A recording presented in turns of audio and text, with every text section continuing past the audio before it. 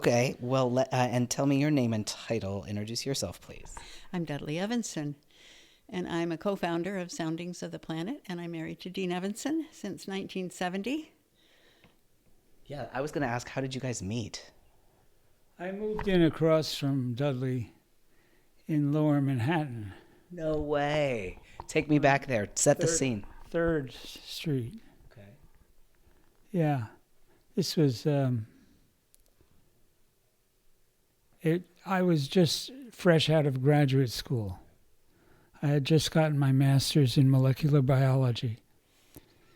And I found in the process of going through studying science like that, I found myself doing music on the side more. So I had a folk rock band and a rock and roll band, and I was doing soundtracks for art studios. And I've discovered that it wasn't science that was intriguing me. It was music. And so... Tell them what your music teacher told you. Oh, yeah, my music teacher told me never to try and make my living as a musician. It was much too difficult. Right. So I didn't. I went to science, and then that didn't work. And that's when I moved to 3rd Street, and across the hall from me was Dudley. What do you remember the first time you saw her? I was very blown away. I was just really appreciative of being close to her. Mm-hmm. Yeah. So I had just gotten back from traveling around the world and living in Japan for a while and getting into photography. And I was back in New York trying to make my living as a photographer. And I had just gotten into yoga, and I was also into dance. And my roommate and I had gone across the hall to the empty apartment in East 3rd and 2nd Avenue, Lower East Side, East Village. And we would just, do some stretching and yoga after work. And then this one day I turned the knob, and I hadn't noticed anybody moving in, but there was this person opening the door, and he was... his little, round glasses, John Lennon glasses, and he just his blonde hair and bright eyes. And I just apologized for trying to break into his apartment. But anyway, invited him over for tea, and the rest is history. I love that.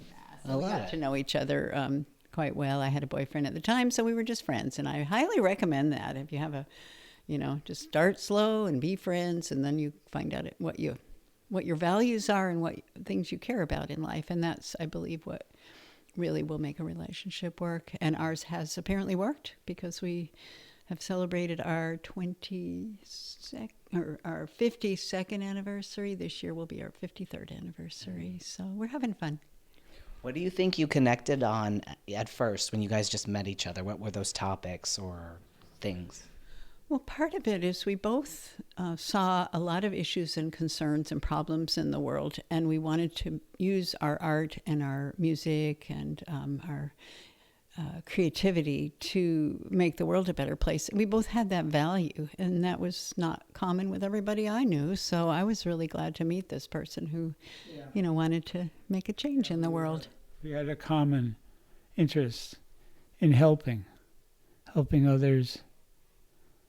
Not necessarily us becoming famous or anything like that. That wasn't our issue. It was more, how can we help? Were your families of origin thinking in this way, or were you guys a little different than your parents and families and siblings? And where did you fit into that? Oh, we were definitely the black sheep of the family, as it were. We didn't... It took us a little bit of time for our families of origin to accept our partners, but once they did, they got it. I love Dean's mother. She lived to be 99, and I'm sure she probably thought I was a little weird at first. And then my parents, this eventually bearded guy, and who's this strange person, but once they got to know Dean, they totally appreciated him. So, but we definitely were.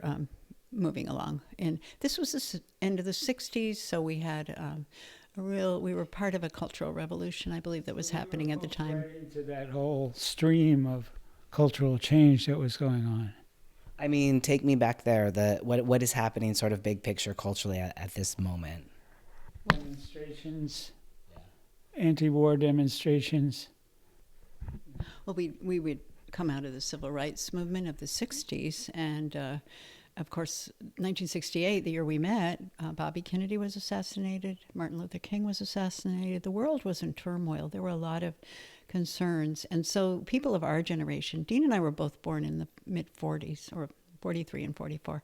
So it was the height of World War II, and our generation, I believe a lot of people in our generation came with a sense of purpose, but they didn't realize it until these events of the 60s and 70s happened. And we started to ask the question, well, okay, we know what we're against, war, discrimination, prejudice, but we didn't know what we were for.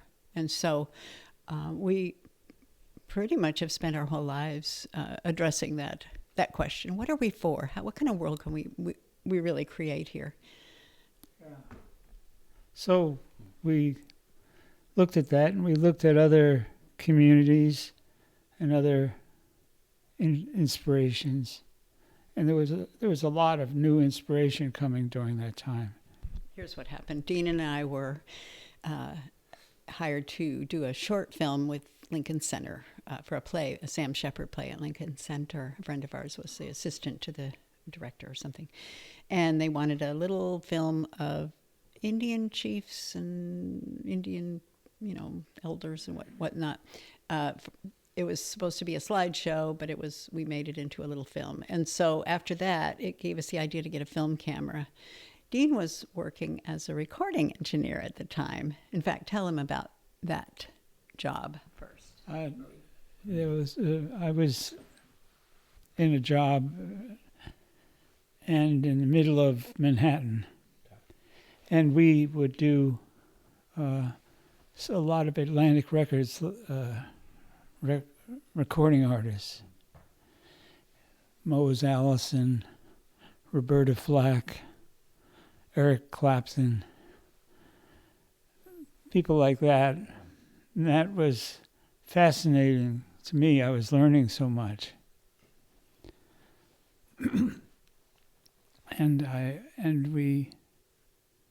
I was also studying filmmaking at the New School in Manhattan because I was real interested in movies. So one day while he was working one of his 26-hour days at the recording studio, I was looking for a movie camera, a 16mm movie camera, and I came across a little shop that had that sort of equipment, and they showed me a Sony half-inch video Portapack. And they said, "Oh, instant replay, and you can reuse the tapes." And here, I brought the literature home to Dean and said, "What do you think?" And we sort of borrowed some money on a credit card. Only time we used a credit card all through the 70s, but it was 1970. We bought the first Sony AV series Portapack that was sold in Manhattan, and that changed our lives. So that Dean will share with you what happened once we got the camera and how we started, wanting to travel the country and study this new culture that was emerging. And the video was exciting because it was a way to show back people their own selves. And that changed people's concepts of what they were. And it opened up a whole plethora of opportunities for getting more people on television than the corporations, just the pure corporations. And we found out that there were other people thinking that way also, particularly related to this new equipment, because it's the first time it really had come around. And this is the chance for you guys to record stuff on your own, kind of get video, show it back to people. Is that sort of what's happening? Yes. What happened was we joined one of the video groups in Manhattan. It was called Rain Dance. And we had moved out. The day we got our Porta-Pack, we videotaped the Jefferson Airplane performing at the Fillmore East. That was our very first video. And we marched in with this big, heavy 35-pound deck, big old camera, and we just walked in. We also happened to have a connection with Marty Balin, so we were able to go backstage. But that was our very first video. And then the day that we got our camera, Dean lost his job at the recording studio, so we decided we were going to maybe move on from living in Manhattan, and we went out to California. We went to San Francisco for a while and ended up videoing the oil slick that happened there. There was a big oil slick that happened in 1970, and we were right there hitchhiking all over San Francisco Bay Area, tracking this two tankers had collided by the Golden Gate Bridge. And so we came back to New York that Christmas and got involved in the whole video movement that was happening in New York. And so that became a big deal with grants from the New York State Council on the Arts. We ended up working with the Metropolitan Museum of Art. We taught children there from Harlem and Westchester County and Brooklyn and the Bronx how to use the video equipment in the galleries at the Met. So that was a fun project that we got to do. Yeah. We got to spend time with some beautiful artwork, too. Nice, yeah. And that was inspiring in itself. Yeah. But the kids that we were teaching just took on, they got it right away. I hear a theme of you guys embracing technology throughout different stages of your lives. Would that be accurate to say that as technology evolves, it sounds like you guys have stayed with the twists and the turns? We chatted a little bit about this. I think there's a big story on the technology aspects of where we started in 1968 and then how far we've come to this day. And that's also has happened with the music business, because constantly you're changing modes of distribution. So rolling along with the video, we ended up living in a half-size school bus for about the decade of the 70s and traveled the country. And we were interested in intentional communities. We were interested in spirituality and ecology. And but what really caught our attention initially was the Native Americans that we met at the United Nations Conference on the Human Environment in Stockholm. Now, that was in 1972. And so we went there. We were able to get a little bit of support going to Stockholm. We camped out, with all these people. And Stuart Brand of the Whole Earth catalog had sent over 15 Native Americans to give a voice for Mother Earth. And so we were there. All the youth of Europe and the American youth that come over were camping out in army tents that the city had provided to keep us out of town. They didn't want us too close to the diplomats. But what we got was this knowledge and wisdom from the Native Americans. And that is really what has propelled us on our media journey through both video and through audio. And so there's a big story there that follows to the following year when Dean was called out to Wounded Knee. That would have been 1973. We were called by a friend who we'd worked with in the Arts Council in New York, and they were acting as Leonard Crowdog's secretary or support. Yeah. Leonard Crowdog was involved with the occupation of Wounded Knee, and that whole thing was a war zone. And we were asked if we'd come out and transmit television from the town while the people were occupying it. And so we were excited to do that. We wanted to participate and support. And in the process, we got to meet a number of Native medicine people. And there were some deep experiences that we had, which were related to the depth of spirituality that the native people were involved with. Years later, we found ourselves recording we were able to record a Ram Dass lecture in Tucson, Arizona. And that was just an audio recording where we would sell the tapes for $5 each, and we got 50 orders. Now, this was at the end of the 70s, and all through the 70s, we had been struggling along our decade of intentional poverty with these, not being able to really make a living, because the early video wasn't a monetary thing. It had very little to do with commercialism, but it was much about process and hands of the media in terms, it was in the media being in the hands of people versus in corporations or big companies. So when we got those 50 orders for the Ram Dass cassette tape, we thought, people listen to cassette tapes. That's something they have at home. It was a fairly new technology. So there's the cassette tape. So we had this video technology, which is half-inch reel-to-reel, roll it and spool it through, complicated. And this is predating VCRs, video cassettes, obviously iPhones and things. So then we decided at that point, because Dean had continued to play music and was very involved in music, and we thought, well, why don't we start putting our own music together? And that was when we decided to bring what we had been inspired from the Native Americans for and include the nature sounds. So that's... Oh, right. What we wanted to do was share the natural sounds and the natural environment that the nature is in, that it's always doing it. It's not waiting for us. Mm-hmm. And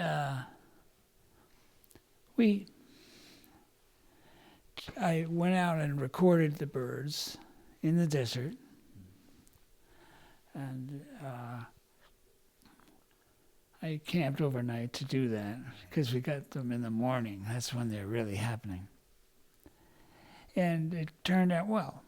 So I've been doing music since I was 10, so we'd already had a lot of music going on, and we decided to mix the two together, the natural sounds and the music. And this felt really right because we wanted to have some influence on where and when decisions were being made about the environment. And so that focused us even more and gave us a purpose, a real strong purpose in what we were doing. Who decided to put the bird sounds with the music? How did that come about? I had a talk with an owl, and he told me to do this. Okay.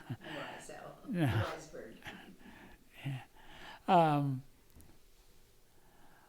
don't know. I just wanted to make sure that the earth had its voice. Okay. Did you really talk with an owl? No. Oh. Okay. It's a good story. I like that. Yeah. You were a bird watcher when you were young, right? Yeah, I was bird watching in public school, Oh, cool. Where was that at? Staten Island, New York. So you grew up on Staten Island. Yeah. Where did you grow up? I grew up in Virginia, Alexandria, Virginia. Okay. And then went to school in Pennsylvania and Tennessee. And as soon as I got out of that, I went straight to Manhattan. I was like, I'm getting out of the South. Was it rural where you grew up? No, it was very much metropolitan Washington, D.C., really. It's suburbia. But, it was. We both had the sort of, regular old upbringings. His was much more religious than my family's. My family's church was the country club, So, we met. Again, our families were completely different, but we met, and we were we were different, but had such similar values. So So what happened after we did this one recording with the nature sounds in our music, Dean played flute and I played an open-tuned harp, like a zither, and then our friend Jonathan Kramer, who was a cellist in Tucson at the time. So we all got together and recorded. But it was so beautiful to hear Dean and Jonathan, the flute and the cello. And I just remember thinking of them as kind of like the birds calling back and forth to each other. So there was really a strong component of nature in even the music itself. So we wanted to release that, and then the Ram Dass, Evening with Ram Dass, and then we had a one by a friend of ours named Sananda and Billy Kimmel and I think Fantuzzi. So we had 5 cassettes that we decided to release at the same time. And I remember camping out in the desert one night before we kind of finalized things, and I saw a coyote, and I was just feeling the nature so strongly. And so we decided to form our own little record label, and we called it Soundings of the Planet, because that's just what it felt like. It felt like that's what we were able to express through our media, was the voice of the planet. And then what we did is Dean silkscreened the covers because we didn't afford to color, anything, and he duplicated them 10 at a time, right? Yes.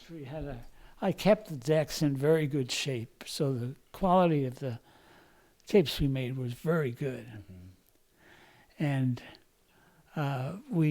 my life was run by a 30-minute increments, duping. The tapes duped in 30 minutes, flip them over. Next, please. Also, is there an animal out there? What is? Yes, that's what I'm looking at. What is that? Deer. It's a deer. Aw. Now that's kind of cute. Yeah. A younger deer, it looks. A baby, yeah. Yeah, we got a lot of deers over here. Okay, so we make the tapes, we put them in the little boxes and get them all ready. And then a friend of ours ran the swap meet in Tucson, Tanque Verde swap meet, Richie Havens. And he said we could come and set up a table there on the weekends. So we started selling our music, just 5 cassettes. And people would come up and they would really like them. And but then we noticed a few weeks later, somebody would come up and say, hey, I got this tape, the Desert Dawn song, but it had this song on the other side. Dean had done it almost sounded like Neil Young or something, a little guitar piece. It was a nice song, but it was a distraction because people were what we discovered is that people were using the music for meditation and yoga and massage, and they didn't really need a song with words. They wanted that peaceful instrumental music. So that's when, because we were still duping our own tapes, Dean was able to re-record that track and make an instrumental replacement, and then we released it again, and nobody knew. It was just, So we started over and had strictly instrumental from then on in that type of music, because people learned our lesson. Well, it was amazing to be out there seeing people face to face. I mean, we've done an odd turnaround in terms of the way most musicians go, because they're out there performing, and then they sell their music, whereas we didn't ever develop a big performance tour thing. We were more having a home and raising our family and selling the cassettes and later CDs as we would go and do crafts fairs. And we graduated to arts and crafts festivals, and then we went to spa shows and massage conferences and yoga conferences and body, mind, spirit trade shows. So we were out there for years and years, traveling around the country, presenting our music, and then occasionally doing workshops about sound and healing and that kind of thing, and presenting before some of the authors like Joan Borsenko or Deepak Chopra or Larry Dossey or those kind of people. Yeah, Joan. Yeah. So that was a big part of our lives in terms of distributing. And then as far as technology changing, it kept growing, and more and more people learning about healing, the healing aspects of music. Obviously, it was something that happened sort of naturally from our intention, but we had to do a little bit of research to see why it was working. So we discovered a few things about that, the entrainment and the earth resonance frequency, for instance. That's something. Yeah. Another thing that came up while we were doing this research about getting music that was in sync with the earth, the earth resonance frequency was something I came across in my research. How do you define that? Well, there are a few people who've been looking into it for years. There's a mathematician, Schumann, who calculated what the frequency was. The earth resonant frequency is a frequency at 7.83 cycles per second. And what does that mean? Are we talking about a sound? That is, the earth has an atmosphere. Okay. And just like you can blow into a bottle, you get a tone from that bottle. That's the resonant frequency of that bottle. Okay. So you think of the earth's atmosphere is the container for this frequency that's happening. Okay. And it was pretty fascinating to find out that this frequency was turning up in other places. For instance, it's the brain emits this frequency, actually transmits it. And that made it very exciting. I can also imagine this is where science, for you, science meets art, which I'm guessing is a happy place for you. Yeah, that's true. So the 7.83 cycles per second is right on the cusp of the theta or alpha brainwave states. So you've heard of that, the different states that our brain has, and that say when we're very busy and engaged mentally, say we're doing computer work or driving a car or that kind of thing, that's more on your beta brainwave. So you're like from 14 to 20 cycles per second. And then as it drops lower into the alpha range, about between 7 and 14, that's going to be more in your relaxed, still alert, still awake, but calm and peaceful. And it turns out that that is a very good energy for receptivity to healing. So a lot of, what we discovered is that in training with this frequency, and Dean adds it under the mix of the music, so there's just very subtle, and it's sub-audio, you don't hear it. So you've heard of low frequencies or, that kind of thing. And then below that is theta. So theta and then delta is even slower. So, but between the theta and the alpha, it's just a very calm, relaxed, safe space. And you're receptive to being, healing and getting back into your natural state. So anyway, it just seems to somehow help with the music because you've got the natural, slow, peaceful tones of the music, the rhythms, and then you've got the nature sounds, and then you've got this earth resonance frequency, which seems to have an effect. In the early days when we started using it, we were getting calls from Natural Wonders. Now, that was a store chain that was in the malls. There were 200 stores. So they sold all sorts of nature-oriented gifts, and they had about 50 CDs that they carried, and 12 of them were ours. So we were very popular in that shop area. But they would say, hey, people are kind of falling asleep when they're driving, or I said, okay, so we put a little disclaimer, like we didn't say warning, but we did say attention, do not use while driving. You can use it if you're driving in traffic or something, but if you're long distance driving, you don't want to fall asleep. But it does tend to help relax a person, and that's really what we're looking for in this day and age in the busyness of our society. Yeah, I'm curious what people have said to you when they listen to your recordings and when they listen to this audio. What's the feedback you've gotten from your listeners? They love it. What do they say? They say that it allows them to get peaceful. It allows them to meditate better. It allows them to have a massage better. And that space of allowing that to happen is supported by the music. Mm-hmm. And we went at it that way. And it's worked out, fortunately. We heard from a Texas autism clinic, and they discovered that one of our albums, Ocean Dreams, was the first thing and the only thing that they were able to reach this young boy with. You know, he was so wound up, but you know, the music seemed to help, and we would get feedback like that. We also went to Walter Reed Medical Center, Army Military Medical Center, after the Gulf Wars, various Gulf Wars.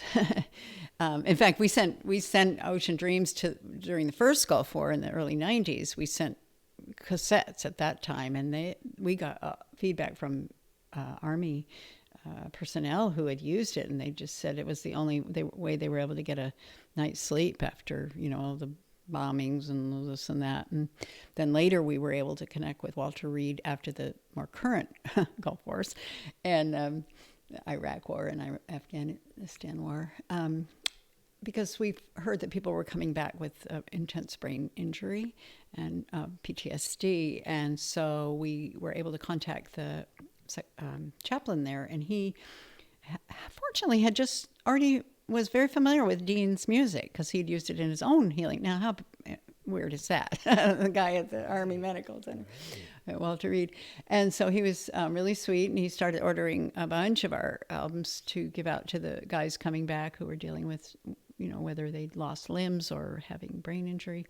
And then we were able to visit Walter Reed a couple of times and do workshops there. And one guy I remember said that was the best thing they'd gotten at Walter Reed. I mean, they're good at prescribing, you know, meds, and they can do surgeries and things like that. But they really, you know, this kind of giving them tools that they can actually use later on in life. The music seemed to, and the things that we were teaching them about breath, watching the breath, and just vocal toning, and all sorts of things that we had learned about the sound healing process, we were offering to these military veterans and combat veterans.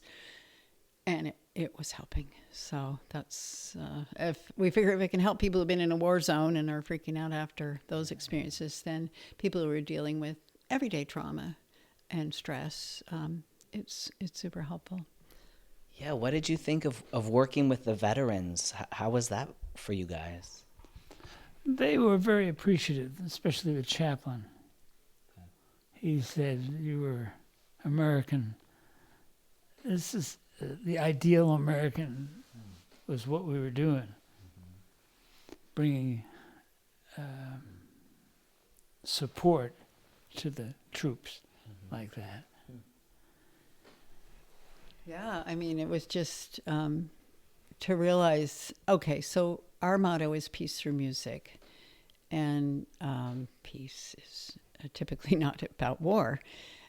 And so to be able to connect with these guys who had volunteered for the most part to be in the war, but then not, maybe they were living in poverty and it was their best doorway out of poverty. And so I don't blame them in that sense, because the military can be a good job situation. However, war isn't always so great. But anyway, back to peace. Just that we could interact with people who were on the forefront of war, and then find that they still appreciated the music and it would benefit them. So it was super affirming of our vision and mission in life. When was the last time you hung out with those folks? Well, that was more around the 2006 period, and we have done some workshops here also in Bellingham with the local veterans. Oh, what are those like? Well, just small groups, like 20, 30 people or something like that, and then just going in and playing our music and teaching them how to create affirmations, how to use their breath, watch their breath, and we love to do vocal toning. That's something Dean and I love, and it's just a really nice release of energy. So, what is vocal toning? Vocal toning is simply taking a breath and making a sound, but focusing on the sound, and it could be of simply an ah sound or an o sound. So it would be like taking a breath, ah, and then or oh, or something where you let the breath be, the exhalation is a sound. And so what that does is it actually enhances your breathing and it helps you to breathe better and stronger. And it's just something good to know about. So, Have you been working with veteran groups recently here in town, or? no, not recently. Yeah, we really wanted to help even more, and we were always putting ourselves out, but they got on some other tracks. So yeah, I mean, what do you guys? We could talk about what you've been up to lately. We were talking about, veterans of war, and it brings us to the story of our visiting Russia and the Ukraine, and that was the former Soviet Union in 1987. Dean and I had seen some people from our church in Tucson who had gone to Russia, and they came back as they went in a citizen diplomacy movement. And what that is everyday people going to the Soviet Union as tourists and simply with the intention of getting to know the Soviet people, the Russian and Ukrainian people. And so we decided that was a really good idea. We thought, well, we're about peace. Why don't we try and do something like that? And so what we did is we took on the organization of our own tour. We called ourselves Artist Ambassadors because we weren't just folks. We were a bunch of musicians, artists, dancers, puppeteers, storytellers. There was a skateboard artist. I mean, it was a fabulous group that we pulled together. And so we did a bunch of rehearsals, and then we got on the plane and we went to the Ukraine, and that was our first stop in Kiev. In 2 weeks, we recorded and did concerts for 18 events. So we were very busy, but we made the connections. It was our high intention to see that happen, and it did. And it made lasting friendships, too, between the musicians who were going and who went.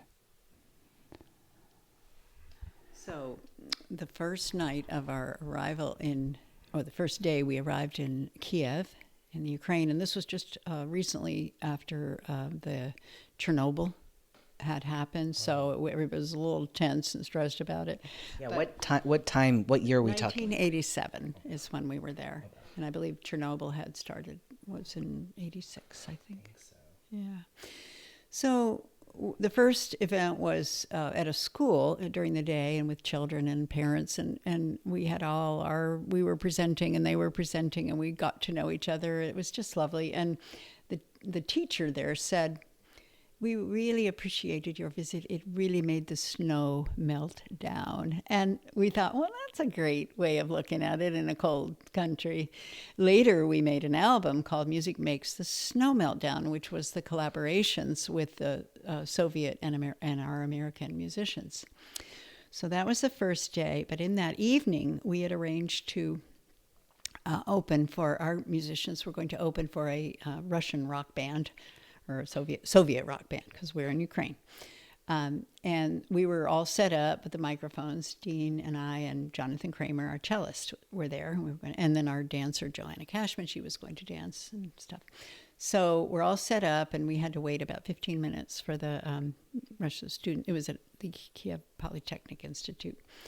And so as we waited, a pianist went out and started playing on the grand piano, just this lovely, peaceful, very improvisational sounding music. Not classical, not jazz, but I said to Dean and Jonathan, this is what we do. Why did you guys go play with him? Because they had already had their mic check and everything.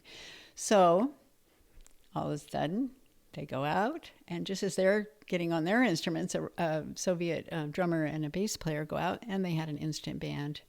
And they went, and it was just so beautiful. And without even having said hello to these guys, they started playing together. And so that was the power of music, the international language of music.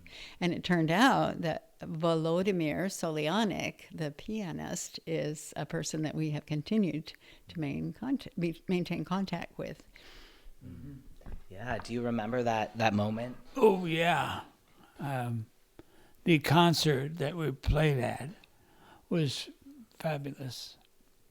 And it was that live spirit of fresh music that made a difference, a special difference in the work we were doing with them.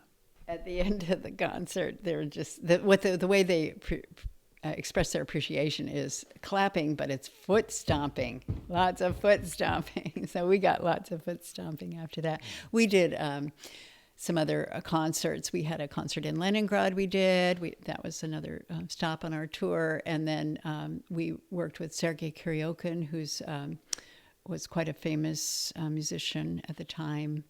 Kind of a bad boy of Russian music. He was amazing. And later, the next year, he actually came and visited us in Tucson. And he was just such a special person. He passed away way too young, but what a guy. And then Volodymyr flew up to Leningrad, and you did some more recording with him there. Actually, the day after the concert in Kiev, we went to the it was a Glier Institute. It was an art music school, and did some performing, and then Volodymyr happened to be a teacher there, so that's how we ended up really connecting with him. We began recording with him in Ukraine.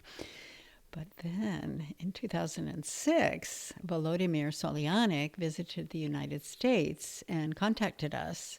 And fortunately for social media, we were able to somehow maintain a connection. And so we invited him to come visit the studio, and he came and recorded with Dean. And so they made a beautiful album, which this year we are actually releasing, and it's called Seeds of Peace. And since the war in Ukraine, we thought it would be really appropriate to go ahead and bring this music. We're getting good response. Okay. Yeah, real strong response. Yeah. We listened to it ourselves after. We kind of put it in a box and let it sit there, you know. And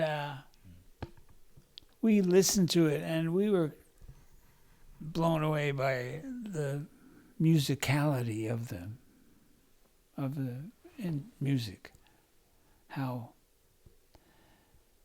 strong it was, the connection musically. You can hear the flow patterns, and it allows you to understand more of what communication is between musicians. What do you mean by that? Well, this music we play comes from spirit. It comes from, it's not mentalized. You know, it's not play this phrase and then play that phrase and repeat it. And it's much more open than that. And it's that depth of that experience is real enlightening. I wanted to say also, since the war in Ukraine, our friend Volodymyr has relocated to Norway, and fortunately being able to receive refuge in Norway. So that's pretty special for Dean, because his whole family background is Norwegian. And so, you know, we're just glad that he's able to be safe, and that we were able to be in touch with him and communicate with him about releasing this album. But boy, as I listen to it, I'm continually impressed with the uniqueness of it without it being jazz or classical or new age or anything. It's just music, but it's so connected and interesting. You know, it's not boring. It's not just same old, not leaning on the synthesizer with your elbow. It is definitely creative. In fact, Volodymyr is known as a jazz virtuoso. That's his thing. When we were in Kiev with him, he took us to the Kiev Jazz Club, and that was it was in a cavernous basement, you know. You had to knock 3 times to get down there. It was not acceptable in Russia, Soviet Union. It wasn't allowed. And one of the musicians gave me his fake book that he had published. And that was pretty special because that was being illegal. Right. You know, you could be arrested for that. Okay. Well, I'm curious with releasing this now, what is your intention? Well, what we want to do is remind people that Ukraine is an independent country, and our experience there was very memorable and unique and special. And I just can't even imagine what people are going through right now who are living there and enduring the war. The reason we called it Seeds of Peace is because that's what we want to emphasize. We want to emphasize the peace that is possible over there soon, we hope.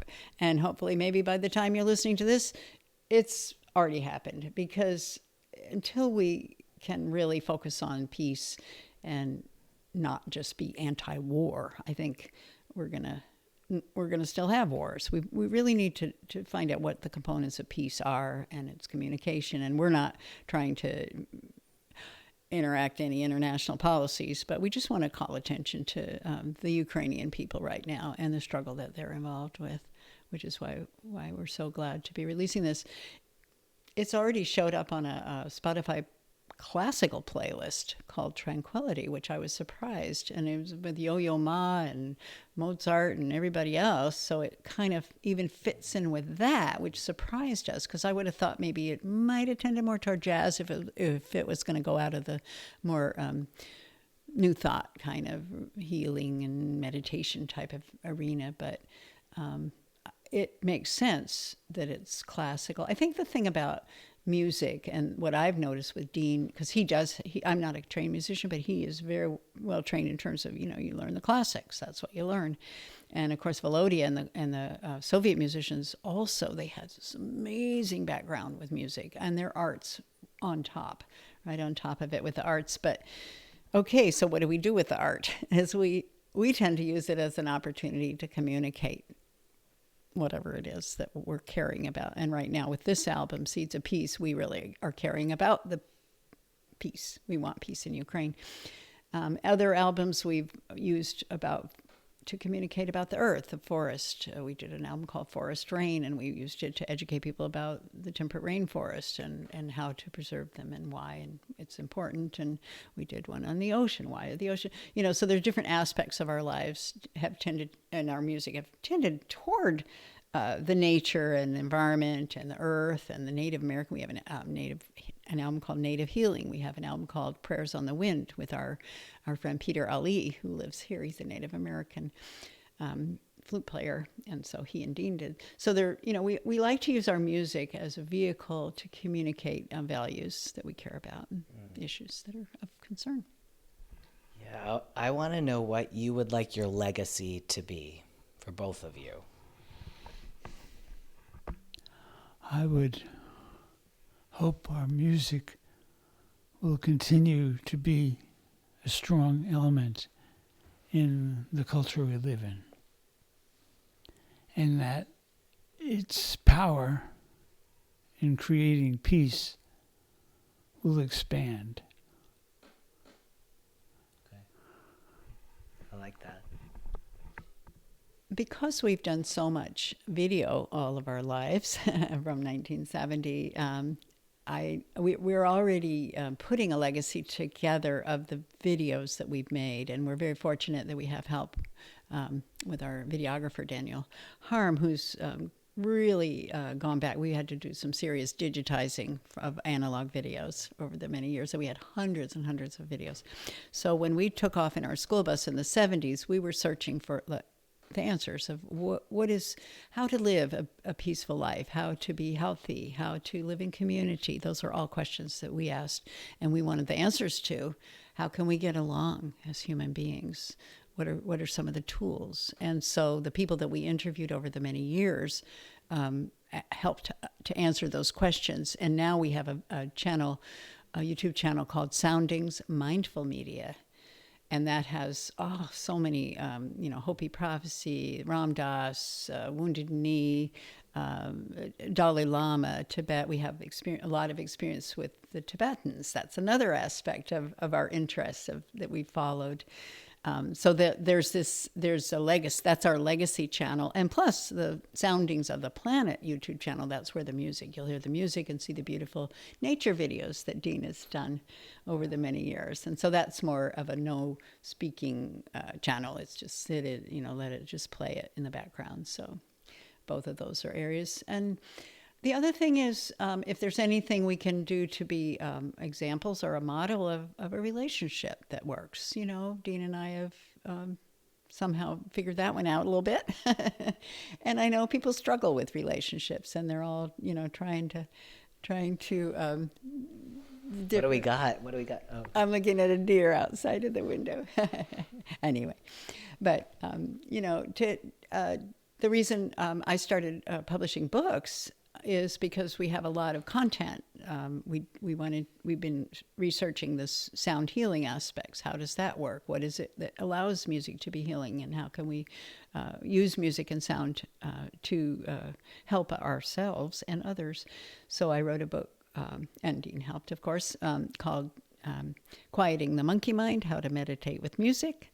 And that's got a lot of that content. And then I also did another one called A Year of Guided Meditations, 52 Weekly Affirmations. So those are, and I'm working on a memoir. So we've got like those kind of things. But people will know that we existed for sure.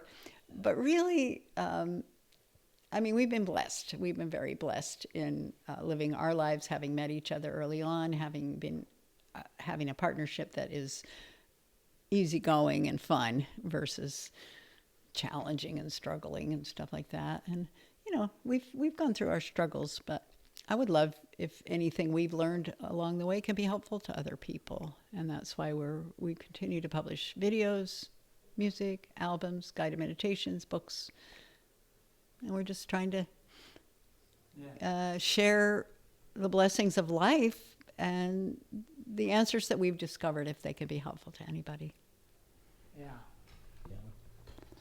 We've been given some of the keys to work with. And my heart wants to connect with all those out there who feel that same connection.